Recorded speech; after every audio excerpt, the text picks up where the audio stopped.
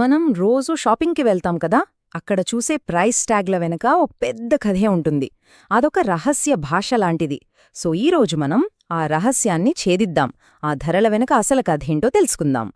సరే, ముందుగా ఈ ప్రశ్నతో మొదలుపెడదాం. ఎప్పుడైనా అనిపించిందా, ఒక షాప్ 50% డిస్కౌంట్ ఇస్తుంది, అయినా వాళ్లకి లాభం వస్తుంది? అది ఎలా సాధ్యం? ఈ ఒక్క లెక్క గనక మనకర్థమైతే మనం షాపింగ్ చేసే పద్ధతే మారిపోతుంది తెలుసా? ఈ విశ్లేషణ పూర్తయ్యేసరికి దీని వెనుకున్న ట్రిక్కేంటో మనందరికీ తెలిసిపోతుంది. అయితే ఈ డిస్కౌంట్ల మాయాజాలాన్ని పూర్తిగా అర్థం చేసుకోవాలంటే మనం కొన్ని బేసిక్స్ తెలుసుకోవాలి. ముఖ్యంగా ఒక 3 పదాలు. అవేంటో ఇప్పుడు చూసేద్దాం. మొదటిది కొన్న వెల లేదా కాస్ట్ ప్రైస్. సింపుల్గా చెప్పాలంటే, ఒక వ్యాపారి ఆ వస్తువును అమ్మకానికి పెట్టకముందు దాన్ని కొనడానికి ఎంత ఖర్చు పెట్టాడనేది ఈ ధర. ఇదే వాళ్ల పెట్టుబడి. లాభమా నష్టమా అనే కథ ఇక్కడ్నుంచే స్టార్ట్ అవుతుందన్నమాట. తర్వాత వచ్చేది ప్రకటన వెల. దీన్నే మార్క్డ్ ప్రైస్ అంటాం. అంటే మనం షాప్లో ఒక వస్తువు మీద చూసే ఆ ప్రైస్ ట్యాగ్, అదే ఇది. సాధారణంగా వాళ్ళ అమ్మాలనుకునే ధర కన్నా దీన్ని కొంచెం ఎక్కువే పెడతారు. ఎందుకంటే డిస్కౌంట్లన్నీ ఈ ధర మీదే కదా ఇచ్చేది. ఇక ఫైనల్గా అమ్మిన వెల, సెల్లింగ్ ప్రైస్. అంటే అన్ని డిస్కౌంట్స్ అవి పోగా మనం కస్టమర్గా చివరికి కట్టే డబ్బు. ఒక వ్యాపారానికి లాభమొచ్చిందా నష్టమొచ్చిందా అని తేల్చేది ఈ ఫైనల్ ప్రైజే. సో ఈ మూడింటికి మధ్య ఉన్న రిలేషన్ చాలా సింపుల్. చూడండి, ప్రకటన వెల ఎప్పుడు టాప్లో ఉంటుంది. కొన్న వెల అంటే వాళ్లకైన ఖర్చు ఎప్పుడు కింద అంటే బేస్లో ఉంటుంది. ఇక మనం కట్టే అమ్మిన వెల ఈ రెండిటి మధ్యలో ఎక్కడో ఒకచోట ఉంటుంది. ఈ ఒక్క విషయం గుర్తుపెట్టుకుంటే చాలు, చాలా వరకు లెక్క అర్థమైపోయినట్టే. సరే, ఈ 3 ముఖ్యమైన పదాలు తెలిసాయి కదా. ఇప్పుడు అసలు మ్యాటర్లోకి వెళదాం. అదేంటంటే లాభం సంపాదించడం. లాభం, నష్టం, ఈ రెండు చాలా సింపుల్ కాన్సెప్ట్స్.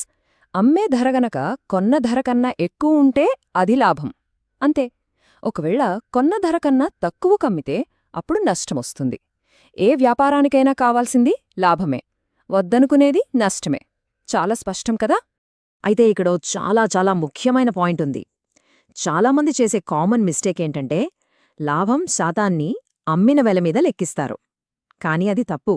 గుర్తుపెట్టుకోండి, లాభం ఎప్పుడూ పెట్టిన పెట్టుబడి మీద, అంటే కొన్న వెల మీద మాత్రమే లెక్కించాలి. ఇది గోల్డెన్ రూల్. ఇదిగోండి వ్యాపారస్తులు వాడే ఒక చిన్న ట్రిక్. వాళ్లకి ఒక 20% లాభం కావాలనుకోండి, సింపుల్గా వాళ్ల కొన్న వెలను 1.20తో మల్టిప్లై చేస్తారు. అంతే, ఎంతకి అమ్మాలో టార్గెట్ ప్రైస్ వచ్చేస్తుంది. చాలా ఈజీగా వాళ్ల టార్గెట్ సెట్ చేసుకుంటారు. సరే, ఇక మనందరికీ బాగా ఇష్టమైన టాపిక్ డిస్కౌంట్స్. అసలు డిస్కౌంట్స్ అంటే షాప్ వాళ్లు డబ్బు నష్టపోతున్నారని అనుకోకూడదు. అది సేల్స్ పెంచుకోవడానికి వాళ్లు వేసే ఒక పవర్ఫుల్ ప్లాన్. ఆ స్ట్రాటజీ ఎలా వర్కౌట్ అవుతుందో చూద్దాం పదండి. ఈ ఆఫర్ మనం చాలా తరచుగా చూస్తూ ఉంటాం కదా. 20% ప్లస్ అడిషనల్ 10% ఆఫ్.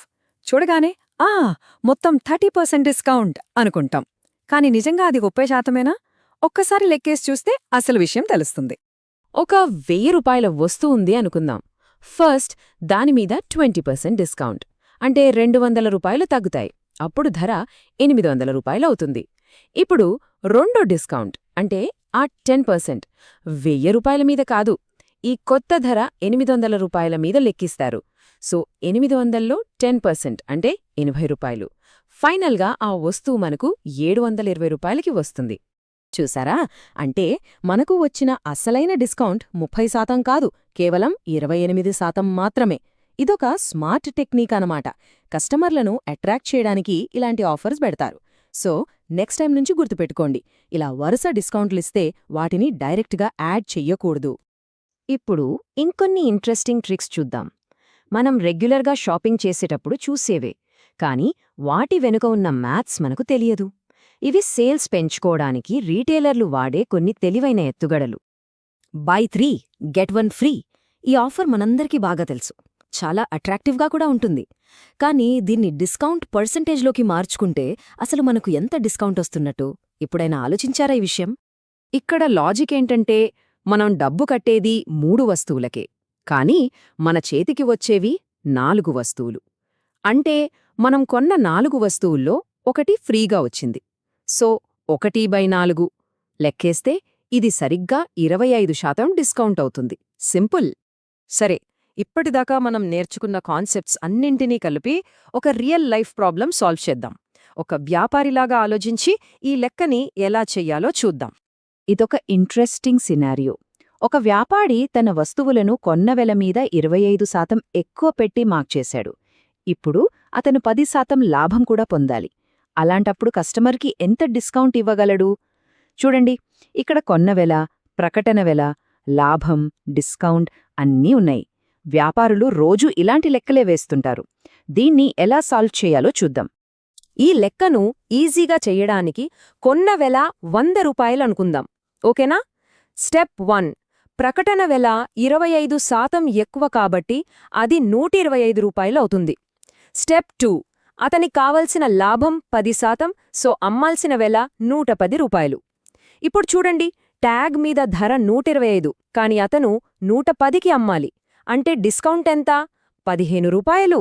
ఈ 15 రూపాయల డిస్కౌంట్ని ప్రకటన వెల అయిన 125 మీద శాతంగా లెక్కిస్తే మనకు ఫైనల్ ఆన్సర్ వచ్చేస్తుంది. సమాధానం 12% డిస్కౌంట్. ఇదే ఆ స్వీట్ స్పాట్ అన్నమాట. కస్టమర్లకు డిస్కౌంట్ ఇచ్చి వాళ్ళని ఆకర్షించవచ్చు, అదే సమయంలో అనుకున్న 10% లాభాన్ని కూడా పొందవచ్చు. ఇదే కదా అసలైన బిజినెస్ స్ట్రాటజీ. ఇప్పుడు ధరల వెనుకున్న ఈ రహస్య భాష కొంచెం స్పష్టమైంది కదా. ఇకపై మనం ఒక ప్రైస్ ట్యాగ్ను చూసినప్పుడు దాన్ని చూసే దృష్టి ఎప్పట్లాగే ఉంటుందా, లేక దాని వెనుకున్న ఈ లెక్కలన్నీ గుర్తొస్తాయా? ఆలోచించండి.